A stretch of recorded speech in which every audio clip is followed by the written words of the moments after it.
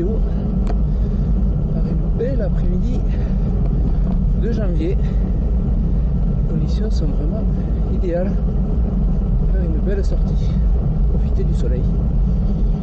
Mais cette vidéo n'est pas là pour parler du temps, elle est là pour parler de mon nouveau GPS, le Brighton S800. Dans la boîte, on va retrouver un manuel, donc le GPS, son câble en USB-C.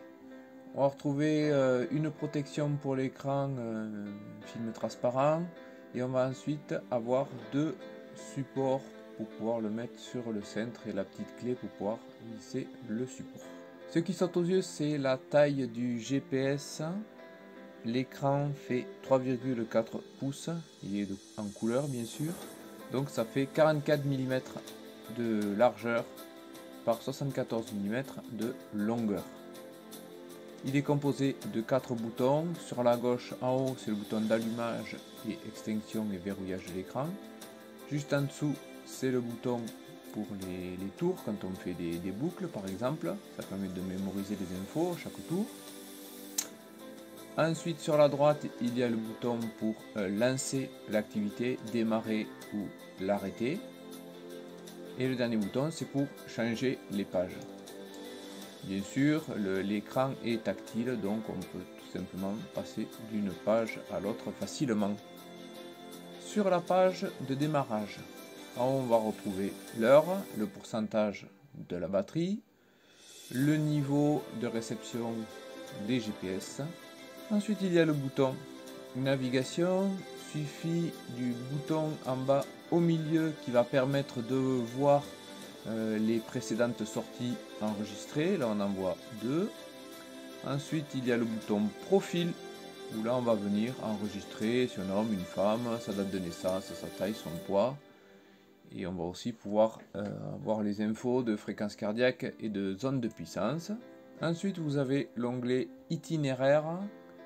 Là, on va retrouver les routes, c'est-à-dire vous allez pouvoir, par exemple, tracer un parcours, comme avec le logiciel par exemple Open Runner, l'importer dans le GPS et ensuite pouvoir suivre la trace. C'est là que vous allez retrouver vos parcours que vous allez importer. On peut aussi explorer, c'est-à-dire on va dire au GPS, propose-moi des parcours qui vont de 2 à 100 ou 150 km. Et donc, le GPS va nous proposer des traces. Et ça nous permet un peu de partir à l'aventure quand on ne connaît pas trop. C'est une possibilité. Ensuite, il y a l'onglet entraînement. Là, on va retrouver différentes possibilités pour faire du fractionné ou différents exercices qu'on va pouvoir préparer chacun, organiser comme on veut. Sauf que je n'utilise pas trop. Ensuite, vous avez l'onglet Home Trainer qui va vous permettre de synchroniser le GPS avec votre Home Trainer connecté, bien sûr, et récupérer les infos de votre GPS, de votre Home Trainer, les faire communiquer tous les deux ensemble. Il y a l'onglet Group Ride. Là, c'est si vous partez rouler avec des potes et que vous êtes plusieurs, ou peut-être au moins deux, à avoir le même GPS, c'est-à-dire celui-ci, le 800, vous allez pouvoir voir en temps réel où se trouvent vos copains sur une carte derrière vous. Et voilà, ça permet d'avoir des infos, chose que je n'utilise pas vu que je roule la plupart du temps tout seul. Ensuite, on revient au menu de base. Il y a le bouton réglage. C'est là qu'on va venir paramétrer toutes les infos qu'on a sur l'affichage sur notre GPS. C'est le paramètre vélo. On va pouvoir configurer 3 vélos. C'est vous qui allez choisir si c'est un vélo route, VTT, gravel ou indoor. Et ces 3 profils, par exemple, on va en prendre un. On va venir, moi je l'ai appelé gravel, mais dans le type de route, là, c'est là qu'on choisit le nom qu'on lui donne. On peut lui donner gravel, comme je disais, il y a MTB, route. Ensuite, il y a la partie config, compteur. Les pages de données, c'est les différentes pages d'information que vous aurez à l'utilisation en fait. Et là, vous allez pouvoir les activer ou les désactiver. Donc, en cliquant sur le mot page 2 par exemple, vous allez pouvoir paramétrer le nombre d'informations et le type d'informations que vous allez vouloir avoir sur la page 2. Ensuite, il y a le système GPS. Bon, là, c'est juste pour voir les systèmes satellites et tout ça. Ça n'a pas d'utilité. Et ensuite, vous allez avoir le résumé. Bon, là, comme c'est une page qui est toute neuve et que je n'ai pas utilisé, c'est le profil Gravel, je ne l'ai pas encore utilisé. On va voir les trip 1, trip 2, les durées de roulage. Ça, c'est pas mal. Si vous roulez avec plusieurs vélos, ça vous permet de dire, tiens, cette année ou en cours d'année, j'ai fait tant de kilomètres ou tant de gains d'altitude. Ensuite, il y a les paramètres d'affichage. Bon, là, c'est pour la luminosité, la durée de rétroéclairage, le mode couleur et le mode nuit. On va pouvoir aussi ajouter les capteurs si vous avez un capteur de puissance, une ceinture pour la fréquence cardiaque.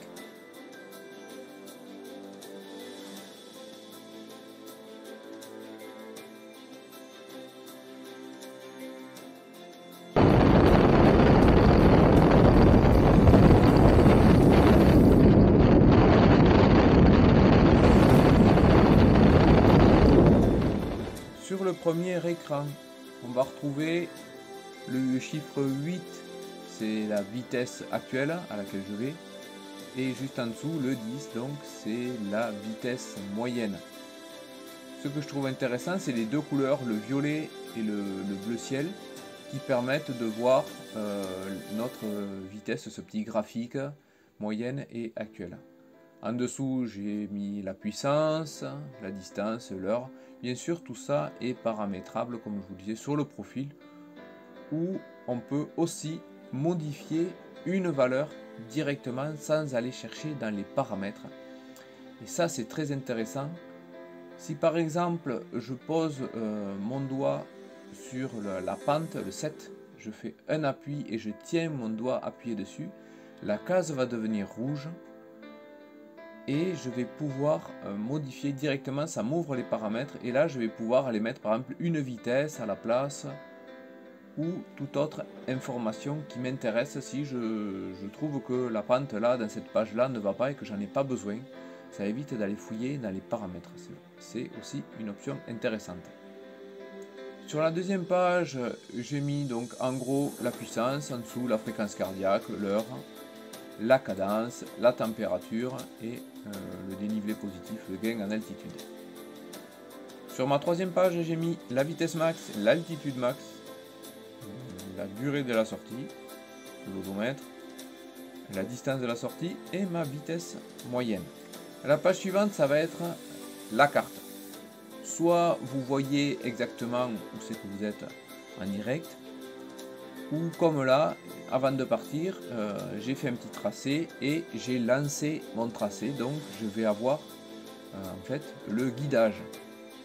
C'est-à-dire que j'ai mon écran, ma carte, on voit bien là où je suis, c'est le petit triangle blanc entouré de rond rouge, et on voit que je vais arriver à un carrefour et que je vais devoir le serrer toujours tout à gauche avec les petites flèches dans le sens de ma sortie.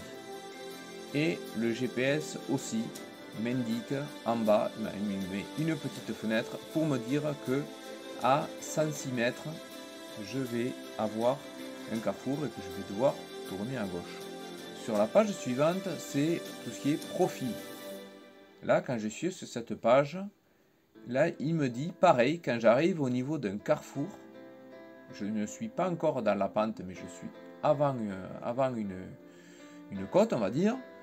Il me dit, on trouve comme information que ma pente, ma montée va attaquer, a commencé à monter à 748 mètres. Là, ça m'indique qu'il me faut tourner à 26 mètres. On a toujours ces informations. Voilà, maintenant je suis dans la pente.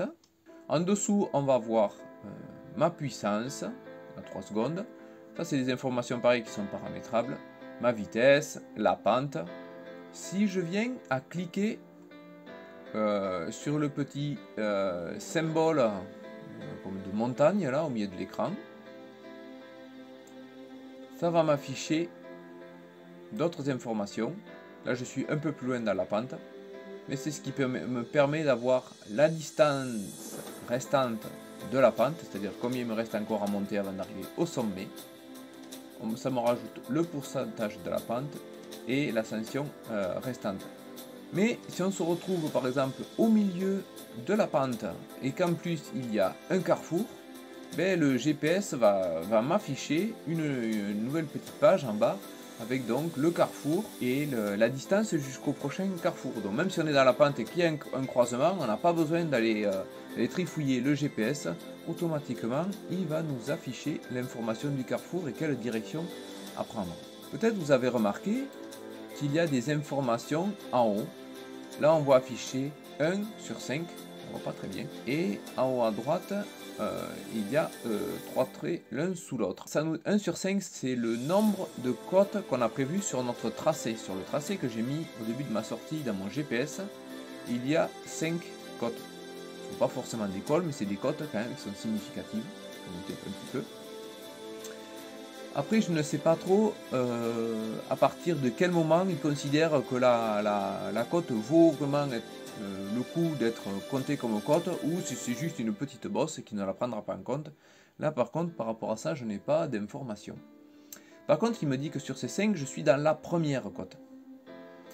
Par contre, si je veux voir le profil des autres côtes qui me restent à venir, les 4 autres, je peux cliquer sur le bouton en haut à droite.